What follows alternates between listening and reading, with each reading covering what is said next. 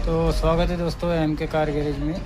तो आज की वीडियो में कुछ ऐसा रहेगी बात कि जो लोग नए यूट्यूबर्स को लाइक सब्सक्राइब या सपोर्ट नहीं करते, तो उन लोगों के लिए एक मैसेज है कि आप लोग खुद वीडियो नहीं बनाते और जो वीडियो बनाता है उसको आप सपोर्ट नहीं करते।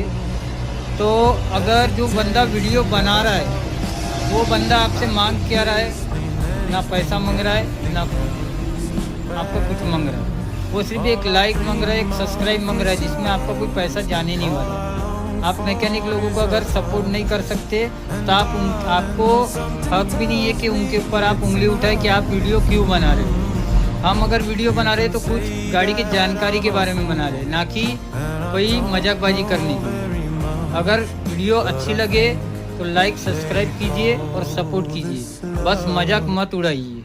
ये बात को आप ध्यान रखना। अगर मैकेनिक अगर वीडियो बना रहा है तो कुछ जानकारी के लिए ही बना रहा है, ना कि कोई मजाकबाजी करने के लिए, ना कोई ऐसा गलत इंटेंशन से। तो सपोर्ट करो, और नहीं कर सकते हो तो वीडियो को स्किप कर दो। धन्यवाद।